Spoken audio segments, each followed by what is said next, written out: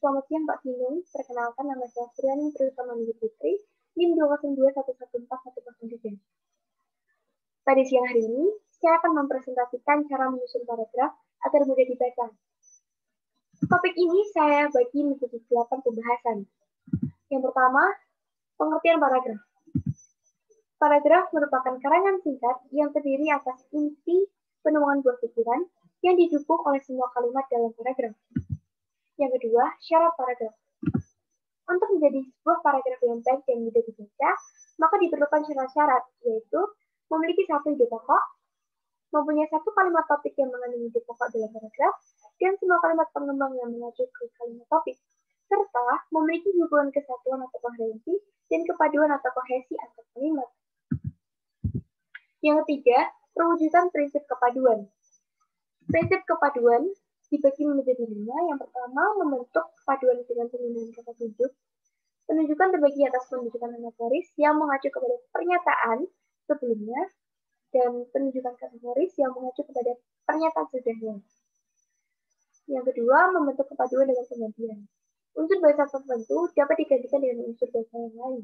Hal ini dilakukan untuk menghindari adanya kejenuhan. Contohnya pada penggantian kata ia yang mengacu kepada nama orang di dalam paragraf. Kemudian, membentuk kepaduan dengan pengulangan. Pengulangan dapat dilakukan dengan menyebut kembali sesuatu yang telah disebutkan dalam kalimat sebelumnya. Biasanya, pengulangan ini dilakukan sebagai pernyataan untuk mempertegas atau memperkuat ide pokok. Selanjutnya yang keempat, membentuk kepaduan dengan penggunaan kata hubung yang digunakan untuk menghubungkan suatu bagian kalimat dengan bagian kalimat yang lain dan menghubungkan kalimat yang satu dengan kalimat yang lain. Dengan kata lain, kata hubung dapat digunakan sebagai jembatan antar kalimat, sehingga kata hubung disebut pula dengan kata transisi. Contoh kata hubung seperti dengan demikian, oleh karena itu, namun, dan lain sebagainya. Dan yang terakhir, dari perwujudan prinsip kepaduan, membentuk kepaduan dengan penghilangan unsur terulang. Unsur bahasa tertentu dapat dihilangkan apabila telah disebutkan di muka demi alasan suatu keefektifan. Pembahasan yang keempat, langkah penyusunan paragraf. Berikut langkah-langkah membuat paragraf secara baik agar mudah dibaca. Yang pertama, menentukan ide pokok suatu paragraf yang berfungsi sebagai pengendali. Yang kedua, membuat kalimat topik dengan kata atau kelompok kata yang menyimpan ide pokok dalam paragraf. Dan yang ketiga, mengembangkan kalimat topik dengan beberapa kalimat pengembang, sehingga tercipta rangkaian paragraf yang memiliki unsur kepaduan dan kesatuan antar kalimatnya. Pembahasan yang kelima, ada jenis paragraf. Paragraf dapat dibedakan atas beberapa macam. Jenis paragraf berdasarkan sifat atau tujuannya dibedakan menjadi 3, yaitu paragraf pembuka yang berperan sebagai pengantar untuk sampai kepada masalah yang akan diuraikan, paragraf penghubung atau isi yang berisi masalah atau inti persoalan dalam suatu teks atau paragraf, kemudian paragraf penutup yang berisi penegasan ulang dan kesimpulan dari paragraf penghubung. Kemudian jenis paragraf berdasarkan isi atau fungsinya dapat dibedakan menjadi 5. Paragraf perbandingan, yaitu berisi perbandingan atau pertentangan antara dua hal dalam paragraf yang tingkatannya sama dan kedua hal tersebut mempunyai persamaan dan perbedaan. Paragraf analogi yang digunakan untuk membandingkan sesuatu yang sudah dikenal umum dengan yang belum atau kurang dikenal umum. Paragraf contoh berisi penjelasan secara generalisasi karena sifatnya yang terlalu umum. Kemudian paragraf sebab akibat yang terdiri atas pikiran penjelas dan pikiran utama, serta paragraf proses yang penyusunannya harus memperhatikan perincian-perincian secara menyeluruh, membagi proses tersebut pada tahap-tahap kejadiannya, dan dapat menjelaskan tiap tahapan itu dalam detail-detail yang tegas, sehingga keseluruhan proses dapat terlihat dengan sangat jelas.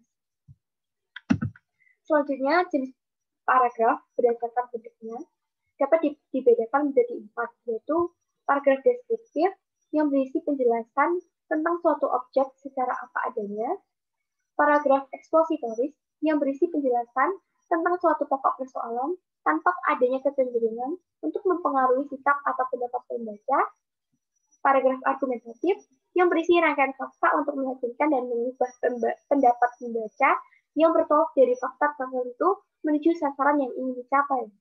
Dan paragraf naratif yang berisi sebab akibat, sehingga alur pikiran dapat mengalir menjadi suatu cerita yang dapat dipahami secara logis oleh pembacanya. Lalu pembahasan yang keenam, ada teknik pengembangan paragraf. Paragraf yang mudah dibaca pasti dikembangkan dengan menggunakan teknik. Teknik-teknik tersebut adalah sebagai berikut. Yang pertama, teknik alamiah. Merupakan teknik yang dapat diterapkan dengan memperhatikan pengaturan pada pola kronologisasi objek yang dibicarakan. Kronologisasi yang dapat digunakan ada 4, yaitu kronologisasi ruang atau spasial yang menggambarkan sudut pandang dari satu ke sudut pandang yang lain, kronologisasi temporal yang menggambarkan urutan waktu, kronologisasi kausalitas yang menggambarkan urutan sebab akibat, dan kronologisasi naratif yang menggambarkan urutan penceritaan. Lalu terdapat teknik pengembangan paragraf klimaks yang disusun dengan meletakkan gagasan utama pada awal paragraf menuju gagasan yang paling tinggi tingkat kepentingannya. Sedangkan antiklimaks merupakan teknik yang disusun dengan meletakkan gagasan utama pada akhir paragraf dan gagasan yang paling rendah tingkat kepentingannya berada pada awal paragraf. Selanjutnya, teknik pengembangan paragraf umum khusus merupakan teknik yang digunakan dengan meletakkan gagasan utama pada awal paragraf dan diikuti dengan perinciannya. Sedangkan teknik pengembangan paragraf khusus umum merupakan teknik yang digunakan dengan meletakkan gagasan utama pada akhir paragraf dan perincian yang berada pada awal paragraf. Nah, yang ketujuh, terdapat contoh paragraf yang baik dengan menggunakan teknik pengembangan paragraf. Berikut ini merupakan contoh paragraf dengan kronologisasi spasial. Tulisan yang ditebalkan adalah contoh kalimat yang membawa pembaca dari sudut pandang yang satu ke sudut pandang yang lain.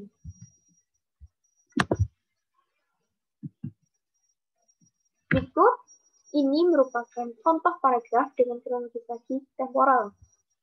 Tulisan yang ditebalkan adalah contoh kalimat yang menggambarkan urutan terjadinya peristiwa, perbuatan, atau tindakan.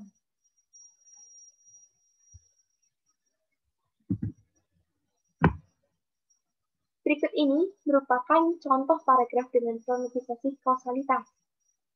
Tulisan yang ditebalkan adalah contoh kalimat yang membawa pembaca kepada titik awal yang menjadi pemicu dari keadaan yang ditimbulkan pada saat itu. Lalu, berikut ini merupakan contoh paragraf dengan kronologisasi naratif. Tulisan yang ditebalkan adalah contoh kalimat yang membawa pembaca pada jalinan cerita yang disajikan secara runtut, mulai dari awal sampai dengan akhir. Berikut ini merupakan contoh paragraf dengan teknik pengembangan klimaks. Tulisan yang ditebalkan pada sisi kiri adalah contoh kalimat yang gagasan utamanya berada pada awal paragraf, menuju gagasan yang paling tinggi tingkat kepentingannya yang berada pada akhir.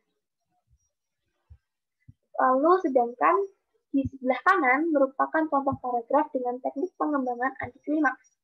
Tulisan yang ditebalkan adalah contoh kalimat yang gagasan utamanya berada pada akhir paragraf dan gagasan yang paling rendah tingkat kepentingannya berada pada awal paragraf. Lalu ini merupakan contoh paragraf dengan teknik pengembangan umum khusus yang ada di sebelah kiri. Tulisan yang ditebalkan adalah contoh kalimat yang gagasan utamanya berada pada awal paragraf dengan diikuti kalimat-kalimat perinciannya. Lalu yang di sebelah kanan merupakan contoh paragraf dengan teknik pengembangan khusus umum. Tulisan yang ditebalkan adalah contoh kalimat yang gagasan utamanya berada pada akhir paragraf dan kalimat perinciannya berada pada awal paragraf. Dengan demikian, dapat disimpulkan bahwa paragraf yang baik adalah paragraf yang memiliki satu ide pokok, yang berfungsi sebagai pengendali antar kalimat. Ide pokok tersebut harus terkandung dalam kalimat topik, sehingga kalimat pengembang yang mengacu pada kalimat topik memiliki unsur kesatuan atau koherensi dan kepaduan atau kohensi. Untuk menyusun paragraf agar lebih mudah dibaca, maka harus ada unsur kesatuan, kepaduan, dan kelengkapan dalam suatu paragraf. Sehingga kalimat yang disusun dapat dikembangkan lagi dengan memperhatikan susunan topik yang baik dan layak, penempatan kalimat yang topik yang jelas dalam paragraf, kelengkapan kalimat topik dengan detail-detail yang tepat, penggunaan kata-kata transisi, frase, dan alat-alat kebahasaan lain di dalam dan di antara paragraf. Sekian presentasi dari saya. Terima kasih.